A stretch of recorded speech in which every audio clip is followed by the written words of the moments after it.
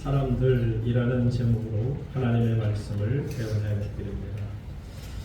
저희는 계속해서 지난 한 달 동안 성령 강림주일 이후에 사도행전을 중심으로 해서 성령께서 어떻게 교회를 만들어 가시는지, 또 하나님의 백성들을 어떻게 불러 모으시며 하나님의 역사를 이루시는가를 우리가 사도행전을 통해 계속 보고 있습니다. 사도 베드로가 하나님 앞에서 설교를 하는 장면을 우리가 기억합니다. 지지난주의 설교 제목이 베드로 오순절 설교였고요. 지난주 설교 제목은 베드로 설교의 결론이 됩니다. 어떻게 보면 오늘 마음이 찔린 사람들이라는 제목은 결국은 베드로 설교에 얻어진 열매들이라고 표현하면 정확할 것입니다. 유대인들은 3대 절기를 지킵니다. 여러분 잘 아는 유월절, 오순절, 그리고 초막절. 이 세 절기가 되면 그들은 하나님의 성전에 있는 예루살렘으로 올라오는 것, 이것이 하나님의 명령이었습니다. 출애굽기 23장 14절 보시면 너는 매년 3번 내게 절기를 지킬지니라 말씀드린 유월절, 오순절, 초막절. 또 출애굽기 23장 17절 말씀에도 네 모든 남자는 매년 몇 번씩? 3번씩 이 절기 때마다 주 여호와께 보일지니라. 자, 이처럼 오순절이 되었습니다. 그러니 이 3대 절기 중에 하나의 오순절날 수많은 사람들이 각국으로부터 오게 되죠. 여러분 디아스포라라는 말을 들어보셨죠? 이 유대인 디아스포라가 흩어진 사람들이 라는 뜻인데, 이 디아스포라가 언제부터 생겨났을까요? 여러분 잘 아는 것처럼 북이스라엘이 아수르에 망하고 또 남아국 유다가 바빌론에 의해서 망하게 될 때 그때 흩어진 사람들입니다. 그러니까 역사가 오래됐죠. 그때부터 각 세계 각곳으로 도망을 친 숨어 지냈던 그 무리들, 이 유대인들이 결국은 디아스포라이고, 이 디아스포라이지만 그들이 항상 하나님의 명령에 따라 비록 다른 외국에서 살고 있을지라도 이 3대 절기 때에는 구태여 이곳까지 와서 예루살렘에 와서 하나님의 성전에서 예배를 드리는 것을 볼 수 있습니다. 그런데 놀라운 일이 벌어졌죠. 성령의 감동을 받은 120명의 성도들이 밖으로 나아가서 예루살렘 성 안에서 말을 하기 시작하는데, 그 사람들이 태어나며 배웠던 그 말, 그들이 사용하는 외국의 각국 언어들이 그들의 귀로 똑똑히 들려진 것입니다. 그것도 그냥 말이 아니라 바로 하나님의 큰 일을 말하는 것을 들을 때 온 성이 요동을 칠 수밖에 없던 상황. 자, 그때 그것을 보면서 유대인들 중에는 그것을 비아냥거리고 그것에 대해서 쇠술에 취했다, 술에 취한 자들로서 그 하나님의 성령의 역사를 제안하는 것을 볼 수가 있습니다. 그래서 베드로의 설교가 시작이 되죠. 오순절날 이 성령의 역사를 단순히 술에 취한 사람들이라는 비아냥거릴 때 그들을 향해서 베드로 사도가 설교를 하는 데 있어서 지난주까지 우리가 들었던 3가지 메시지가 나옵니다. 첫 번째는 이 오순절 성령의 역사는 우연한 사건이 아니고 또 어떤 인간들이 인위적으로 만든 사건이 아닌 성령의 강권적인 역사라는 것을 말합니다. 그러면서 선지자 요엘로부터 시작된 이 말씀이 오늘 성령의 역사로 나타났다라는 것을 강조하고요. 두 번째는 바로 이 오순절 성령의 강림의 역사는 그저 방언하고 또 외적인 어떤 나타난 그런 신비한 사건이 아니라 이것은 바로 하나님이 약속하시고 예비하신 곧 예수 그리스도를 보내시기 위한 모든 예비요 준비라는 것을 말씀하고 있는 거죠. 그러니까 결국은 오순절 성령 강림 사건은 예수 그리스도의 사건이다라는 것을 강조합니다. 끝으로 지난주에 들으셨던 말씀은 바로 이 예수 그리스도를 바로 하나님께서 십자가에 내어주셨고, 그래서 그분이 죽었습니다. 그리고 무덤에 갇혔습니다. 그런데 하나님께서는 놀랍게도 그 예수 그리스도를 사망의 고통으로부터 풀어주셨음을 말씀하며, 그래서 부활하신 분이 우리가 믿는, 우리가 전하는 예수 그리스도이시다라는 것이죠. 그러면서 자랑스럽게 그는 당당하게 말합니다. We are all witnesses of it. 우리는 이 일에 대해서 증인입니다. 아멘. 라는 것을 강조하는 것을 보게 되죠. 아멘. 자, 그런데 여기에서 그냥 그치지 않고요. 베드로 사도가 뭐라고 말씀하냐면 설교 끝에 가서 결론 부분에 가서 그런데 이것을 이 십자가에 예수님을 못 박아 죽이게 한 것은 저 제사장도 아니고 또 다른 어떤 그 빌라도도 아니고 로마 병정도 아니고 바로 유대인들 이 설교를 듣는 너희 모두다 라는 것을 강조하게 됩니다. 그때 성령이 얼마나 강권적으로 역사하셨는지요. 이들이 오히려 돌을 들고 베드로 사도를 향해 치실 수 있는 분위기임에도 불구하고 오히려 그들이 성령의 감동을 받는 장면이 나옵니다. 자, 37절 말씀 봅니다. 우리 37절 말씀 다 함께 읽겠습니다. 시작.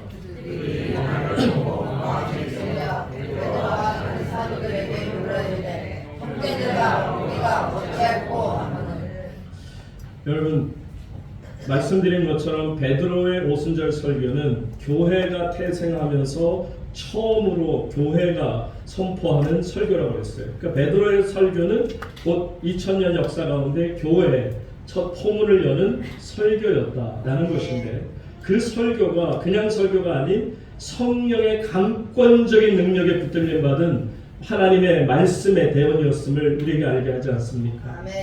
자, 그때 두 가지 반응이 나타납니다. 이 베드로의 설교를 통해 이 말씀을 듣고 있던 이 설교를 듣고 났던 이 베드로의 설교의 결론을 듣는 이들이 뭐라고 하느냐면 두 가지 반응. 첫째 반응은 마음에 찔렸다. 그리고 두 번째 반응은 뭡니까? 어찌할꼬 하며 묻습니다. 자, 먼저 마음에 찔림을 받았다라는 게 어떤 뜻일까요? 여러분 마음이 찔림을 받았다는 것은 정확하게 말하면 칼로 베임을 받는 것 같아요. 쫙 갈라지는 거예요. 마음이 그냥 어떻게 생산할 수 없는 마음이 그냥 두 개로 쫙 나눠지는 그런 것입니다. 여러분 이 마음의 찔림을 받았다. 이것을 그 헬라 원어로 보게 되면 카테뉘게산이라고 씁니다. 이 카테뉘게산이라는 이 찔려라는 이 단어는 어떤 뜻이냐면 해머 있지 않습니까? 망치를 가지고 어떤 바위 같은 거를 쾅 하고 내리치니까 바스락하면서 완전히 가루로 변화되는 겁니다. 한마디로 망치처럼 꽝 때리는 순간에 다 깨져버리는 것처럼 그들이 마음에 찔렸다는 얘기는 어마어마한 충격을 당함으로 인해서 그들의 마음이 산산조각으로 흩어지게 되었다라는 것을 말하죠. 그들이 얼마나 마음이 그 말씀을 듣는 가운데 깨졌는지요. 성경은 이렇게 말합니다. 히브리서 4장 12절 말씀. 하나님의 말씀의 능력은 바로 이런 능력이 있습니다. 다 같이 한번 읽겠습니다. 시작. 하나님의 말씀은 살아있고 활력이 있어 좌우에 낡은 어떤 검보다도 예리하여 hum과 영과 관절과 구슬을 찔러 쪼개기까지 하며 또 마음의 생각과 뜻을 판단하니 하나님의 말씀은 어떻다고요? 살아있고 활력이 있어 좌우에 날선 어떤 검보다도 샤프하다는 거예요. 어떤 검보다도 너무너무 날카로워서 그냥 살짝 대기만 해도 그냥 다 찢어져 버린다는 거죠. 하나님의 말씀은 면도칼보다도 어떤 강한 칼보다도 찌르는 역사를 나타냅니다. 그래서 우리의 영과 혼과 골수와 관절까지 쪼개는 것, 이것이 하나님의 말씀의 능력이라는 것이죠. 그래서 하나님의 성령이 나를 흔듭니다. 하나님의 말씀이 내 안에 들어오면 내 영혼이 완전히 나뉘어지게 되는 거예요. 그동안에는 마귀가 내 생각인지 내 생각이 마귀의 생각인지 모르게 내 안에 그냥 뒤죽박죽 섞여 있었습니다. 마귀가 얼마나 젖은 잎사귀처럼 쫙 달라붙었냐면 아무리 뗄래야 뗄 수가 없어요. 저도 한때는 그 귀신을 쫓는 축사에 빠져서 귀신을 쫓아다니는 경험이 참 많았습니다. 그런데 귀신을 쫓다 보면 정말 안타까운 게 뭐냐면 어떤 경우에는 내 생각과 마귀의 생각이 일치가 돼서 아무리 분리를 시키려고 해도 잘 분리가 되지 않을 때가 있어요. 근데 여러분 하나님의 말씀이 들어가고요. 하나님의 은혜가 들어가고 성령의 역사가 시작이 되면 성령의 역사가 어떤 거냐면 바로 내 생각으로부터 마귀의 생각을 끊어내는 것입니다. 분리를 시키는 것을 말합니다. 이것이 바로 하나님의 말씀이 살아있고 활력이 있어 좌우에 날선 어떤 것보다도 어떻다고 예리해서 날카로워서 그래서 혼과 영감이 관절과 골수를 찔러 쪼개기까지 한다. 그래서 악한 생각으로부터 우리의 생각, 하나님을 향한 거룩한 생각을 구별하여 내신다라는 것을 말씀합니다. 여러분, 결국 하나님의 말씀 앞에는 모든 것이 다 드러나게 되어 있습니다. 아멘. 마지막 날에 그래서 나타날 것을 계시록이라고 되어 있죠. 계시라는 게 뭐예요? 결국 들춰내신다는 거예요. 모든 것을 감추었던 것을 드러내시는 것을 말씀합니다. 아멘. 인간이란 끝없이 자기를 숨기기를 좋아하는 동물입니다. 죄를 지은 상태로부터 시작해서 지금까지, 아담으로부터 지금까지 우리가 배운 것은 뭐냐면 어떻게 해서든지 죄를 꽁꽁 감싸고 내 자신을 숨기고 또 숨겨요. 이 버릇이 나도 모르게 오래전부터, 태어나는 순간부터 내 속에는 죄를 감추고 싶은 욕망이 분명히 있습니다. 결국 마귀로부터 받은 영향이죠. 그러니까 하나님이 찾으실 때 아담과 하와가 어땠어요? 부끄러워, 숨어, 두려워서 숨지 않습니다. 자기를 가리고 싶은 겁니다. 내 영혼과 내면의 세계와 내 생각을 계속해서 끝없이 숨깁니다.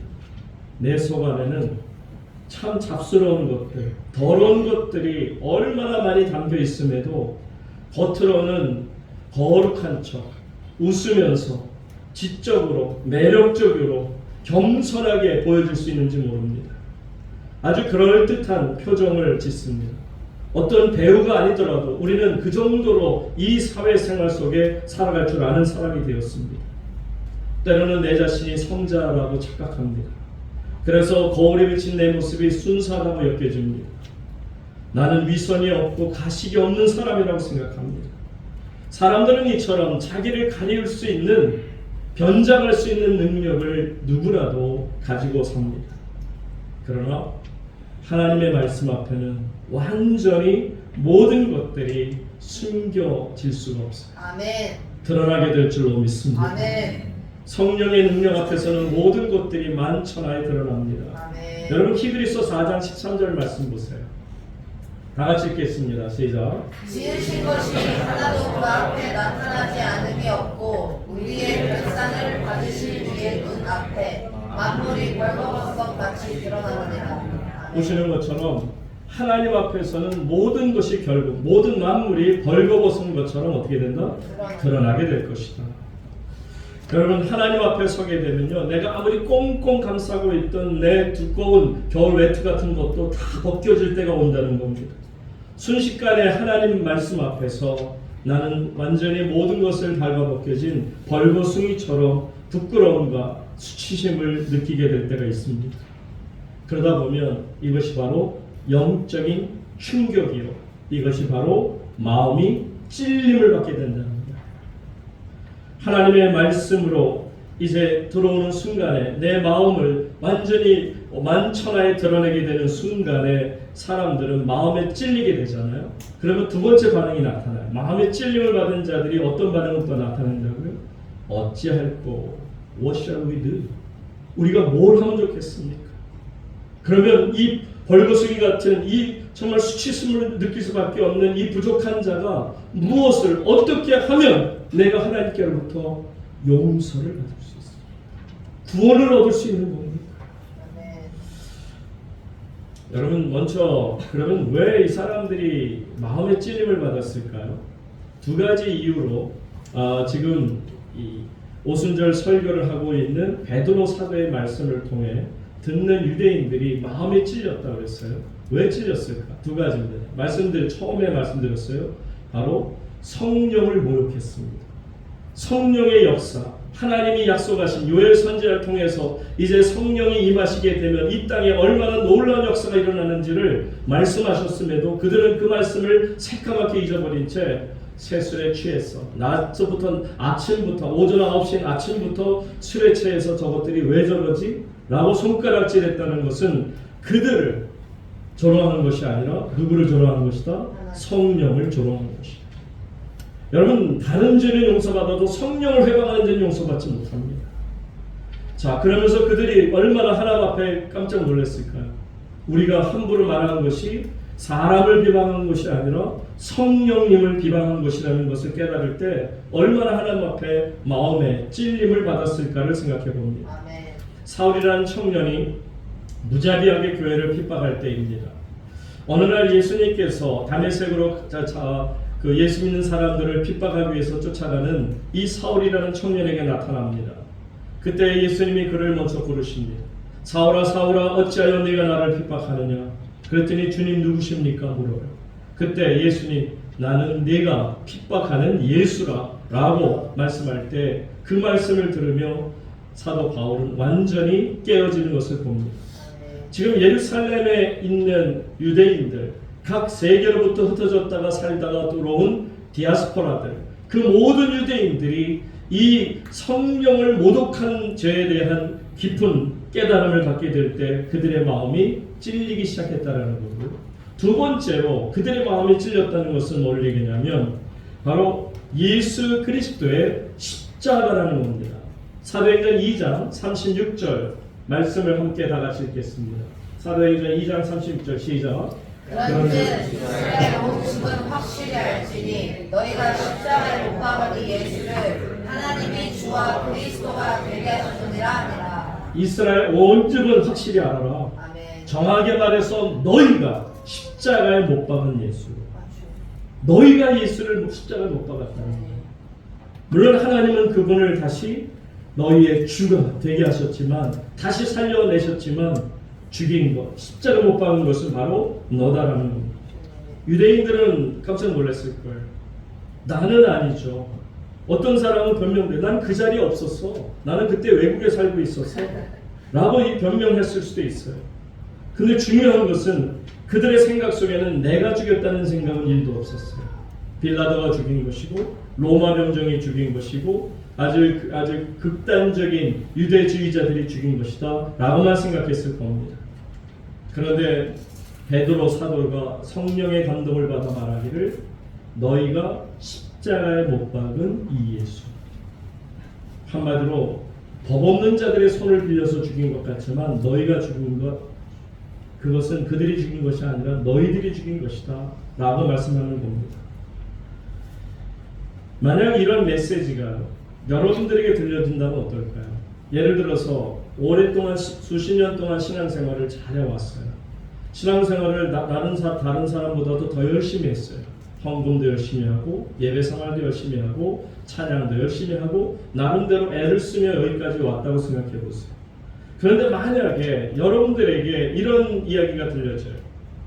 당신은 진정한 의미에서 크리스찬이 아니야. 당신은 예수 그리스도를 십자가에 못 박은 죄인에 불과해. 여러분 말씀드렸어요. 유대인들이 디아스포라가 왜 지금 오순절날 예루살렘에 있는 겁니까?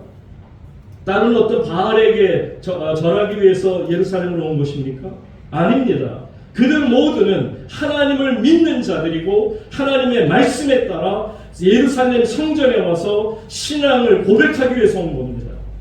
그러니까 그들 나름대로는 신앙생활 잘한다고 생각하는 거예요. 내가 이번에 진짜 사업도 바쁘고 일도 바쁘고 하는 일도 많지만 하나님 말씀이 우선이라 내가 일단은 예루살렘에 왔노라. 그렇게 자기 의에도 도취할 수 있는 사람들입니다. 그런데 놀랍게도 그들에게 들려지는 것은 한마디로 너희가 십자가에 예수를 못 박았다. 그러니까 여러분들이 지금 신앙생활을 하고 있는데 갑자기 성령님께서 여러분들이 기도를 하던 꿈을 꾸던 잠을 자던 나타나셔서 그 환상 중에라도 너 신앙생활 그렇게 하면 안 돼. 너 믿음 생활이라는 게 그런 거 아니야. 네가 그렇게 하고도 내가 나의 제자를 할 수 있겠으며 하나님의 자녀라고 네가 스스로 이길 수 있겠니? 너는 예수님을 십자가에 못 박은 죄인에 불과해. 아마 저라도 마음에 찔림을 받을 수밖에 없겠죠. 저의 경우에도 제가 목회자로서 오랜 신앙생활을 돌이켜보더라도 가슴에 찔림을 받은 적이 어디 한두 번이겠습니까? 성령님께서 그렇게 많은 역사를 이루어 주셨어요. 너무 많은 은혜를 부어주셨어요.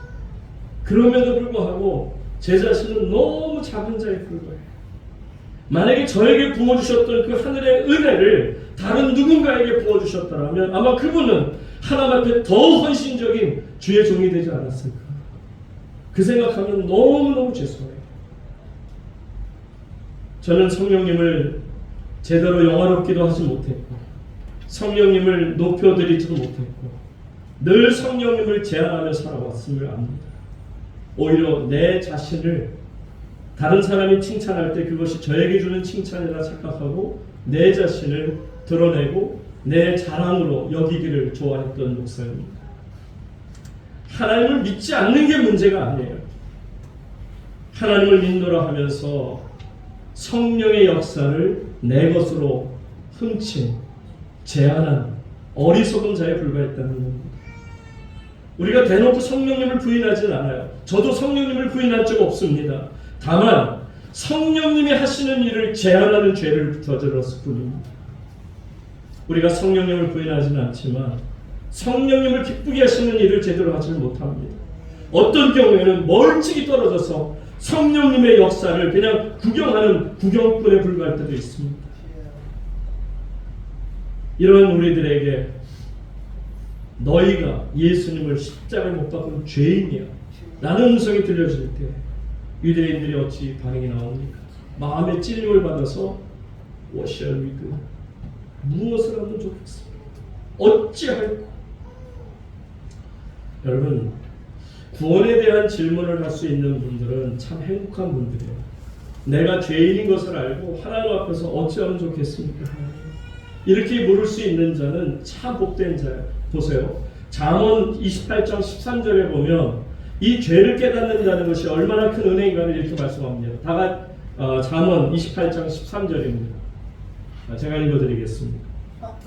다 같이 읽겠습니다. 시작. 자기의 죄를 숨기는 자는 형통하지 못하나 죄를 자복하고 버리는 자는 불쌍히 여김을 받는다. 아멘. 자기의 죄를 숨기는 자는 형통하지 못해요. 그러나 자기의 죄를 하나님 앞에 다 내려놓는 자는 어떻다고요?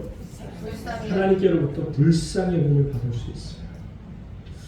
실로 자신의 불신앙을 하나님 앞에 깨닫고 이것이 얼마나 큰 죄라는 것을 깨닫고 하나님 어찌하면 좋겠습니까? 울부짖는 자는 이미 하나님의 구원의 영역 안에 들어있는 사람입니다. 이렇게 회개하고 하나님의 구원의 은혜를 갈망하는 사람들은 결국 하나님으로부터 용서를 받고 위로함을 받고 하나님의 거룩한 삶을 살아가게 되는 거죠. 자, 이제 우리가 깨닫습니다. 그들이 마음의 찔림을 받았습니다. 그리고는 어찌할꼬 했습니다. 그들이 왜 마음에 찔렸다고요? 성령을 모욕했습니다. 그리고 예수님을 십자가에 못 박은 죄인이 저 로마 사람도 아니요 대제사장도 아니요 오늘로 하면 저와 여러분이라는 것을 깊이 깨달을 때 나타나는 반응이 마음에 찔리게 되고 그러다 보니까 결국 하나님 앞에서 하나님 그러면 어떻게 하면 좋겠습니까? 라고 묻게 됩니다. 이 말은 정말 중요한 거예요. 어찌할꼬 하는 이 신앙 고백이 없이는요 우리는 신앙인이라 할 수 없습니다. 여러분 교회 생활을 하는 경우에 보게 되면 정말 기도 열심히 하는 분들의 특징이 뭔지 아세요? 하나님 앞에 나올 때마다 하나님 그것이 가정이든 예배당이든 어느 곳에서든지 정말 기도 열심히 하는 사람들의 특징은 뭐냐면 눈물이 많아요. 그리고 계속해서 내가 죄인입니다. 아멘. 오히려 죄로부터 전혀 깨달음이 없는 사람은 하나님부터 멀어지게 되면 죄의 그림자도 점점 작아져요. 그 마틴 루터가 그랬잖아요. 당신이 한번 촛불 가까이 가봐라. 촛불 가까이 가면 갈수록 여러분의 그림자가 커지는 것처럼 여러분들이 하나님께로 가까이 가면 나의 죄의 그림자가 더 커진다. 그러나 이 촛불로부터 점점 멀어지게 되면 나중에는 어떤 그림자도 보이지 않을 거다. 하나님으로부터 멀리 떨어져 있는 자는 내가 죄의 그림자조차도 발견하지 못할 겁니다. 우리가 하나님께로 가까이 간다는 게 뭐예요? 그만큼 내 자신이 죄인이라는 것을 깊이 깨달으니 어찌할꼬 탄식하지 않을 수 없죠. 아멘. 오늘날 한국교회가 갖고 있는 가장 큰 문제를 말하자면 저는 이 어찌할꼬 하는 애통하는 마음이 하나님 안에서 점점 잃어가고 있다라고 생각합니다. 어찌할꼬라는 게 무슨 뜻이에요? 어떻게 하면 좋겠습니까? 뭘 어떻게 하면 좋겠냐는 거예요. 덮어도 숨겨도 가릴 수가 없는 상태까지 된 거예요. 이게 완전히 드러나고 있어요. 왜? 하나님이 들춰내시는데 그걸 누가 막고 누가 덮을 수가 있겠습니까? 이제 진짜 나의 진짜 모습이 드러나기 시작합니다.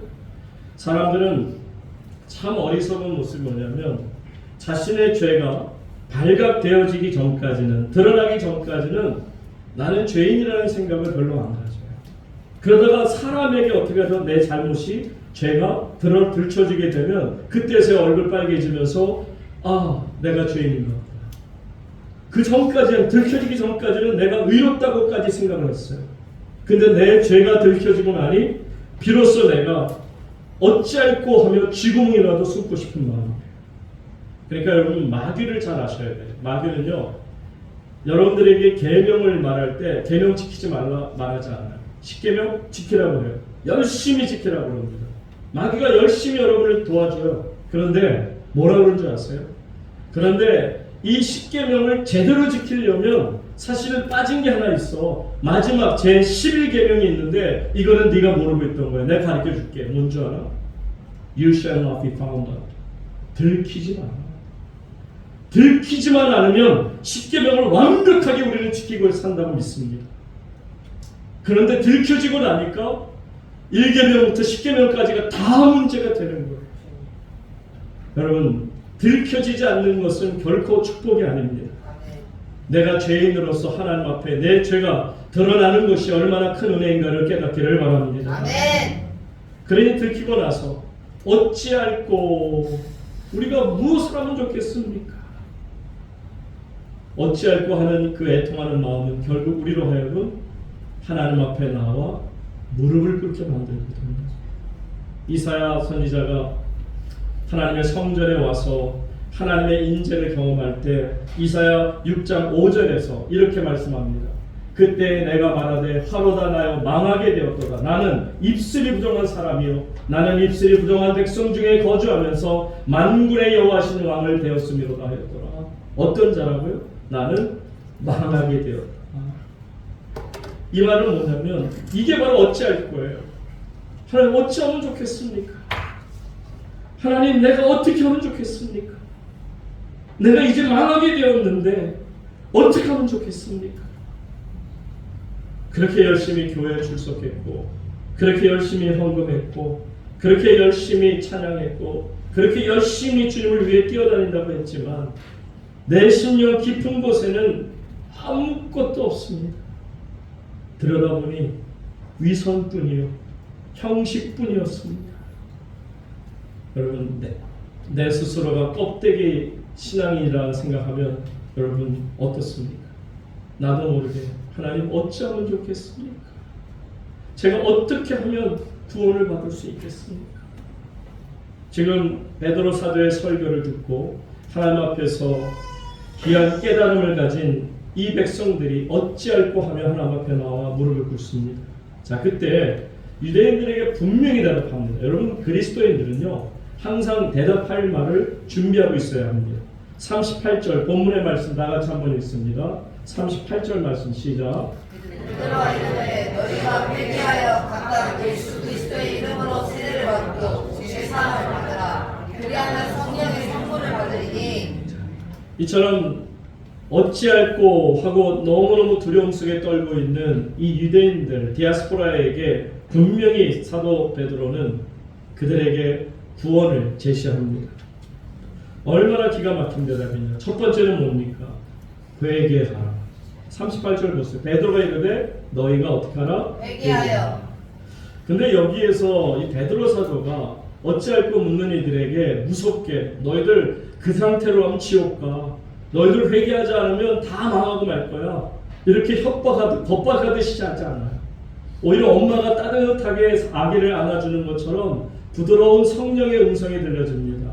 회개하라. 회개해라. 아멘.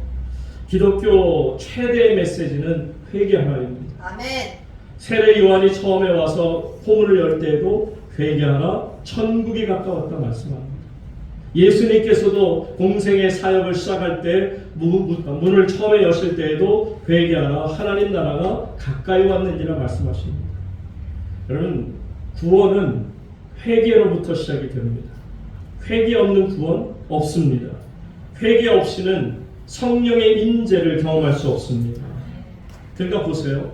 어떤 물리적인 강요에 의해서 회개하는 거 아닙니다. 곧 성령님께서 너희들의 마음을 강하게 붙드셔서 그 마음에 붙잡혀 있는 것을 분리시키신다고 그랬잖아요.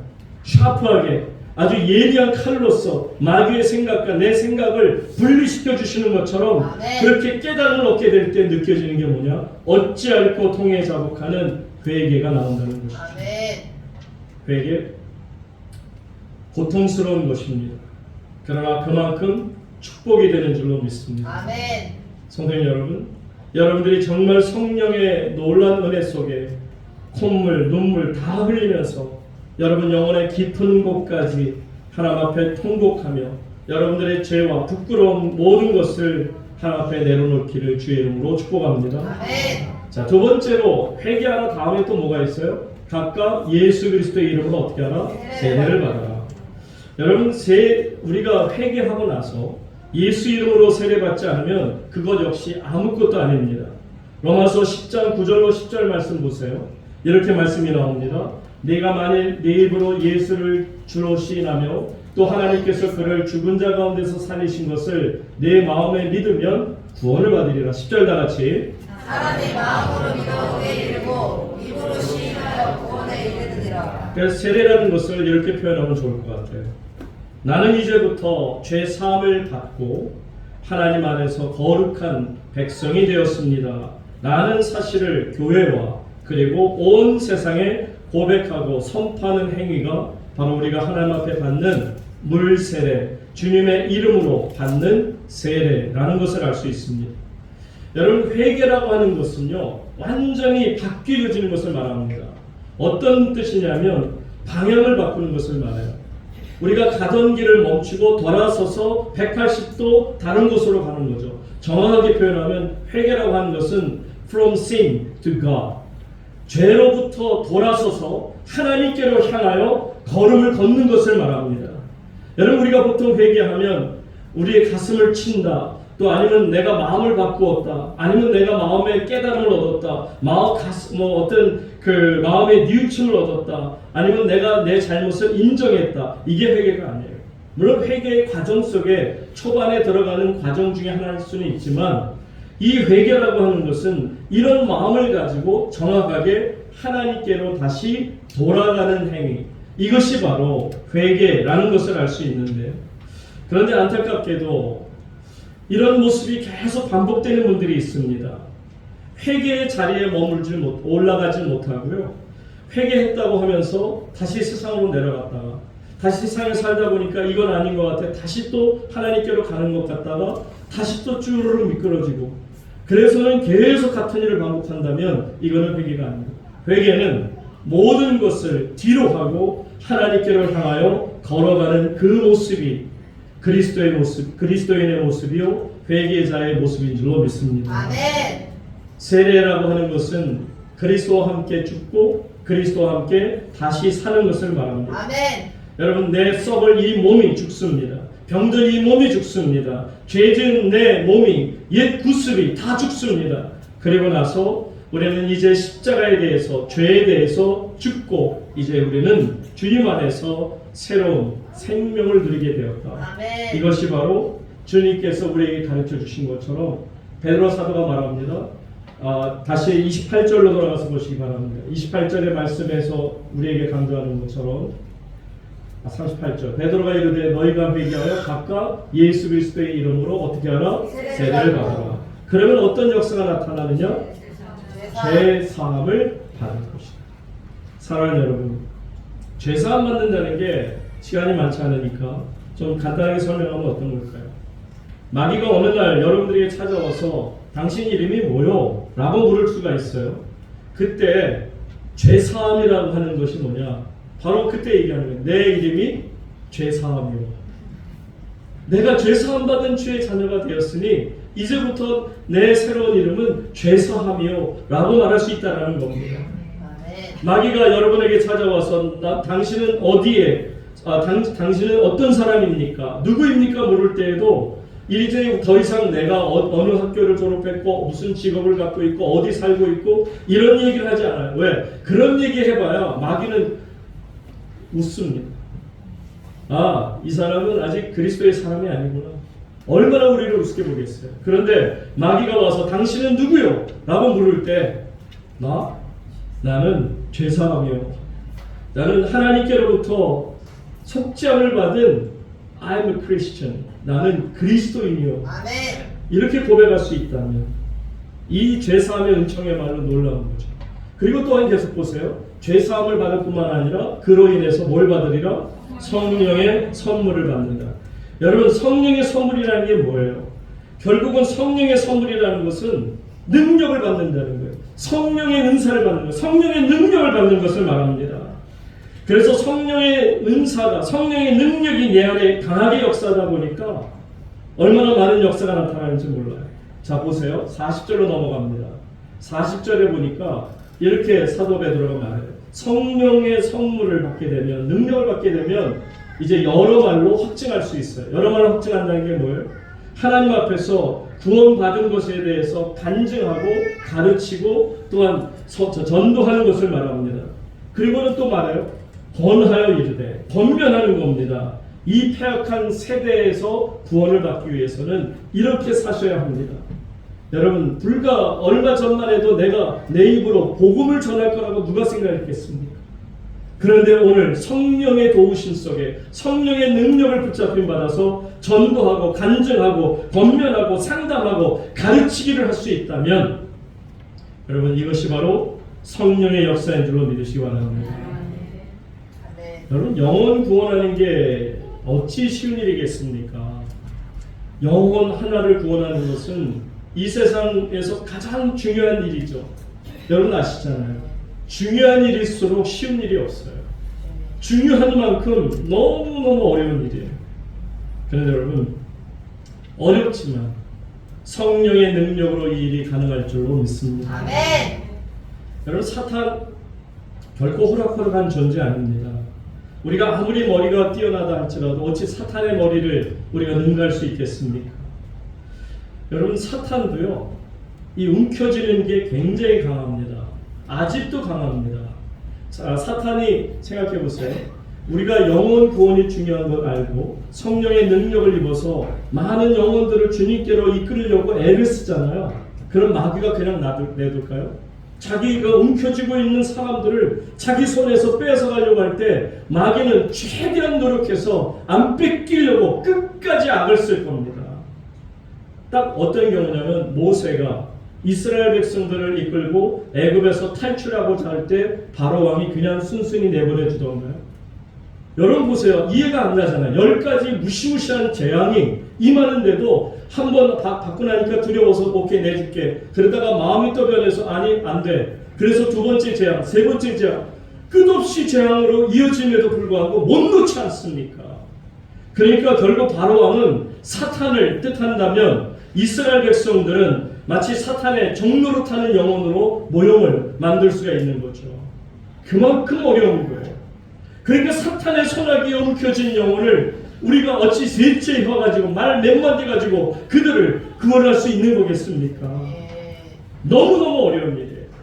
그러나 여러분, 어렵지만 불가능한 일은 아닐 줄로 믿습니다. 아멘. 결국은 성령의 권능을 입어야 돼요. 아멘. 성령의 능력을 입어야만 하나님 안에서 놀라운 역사가 일어나. 41절 다 같이 한번 보세요.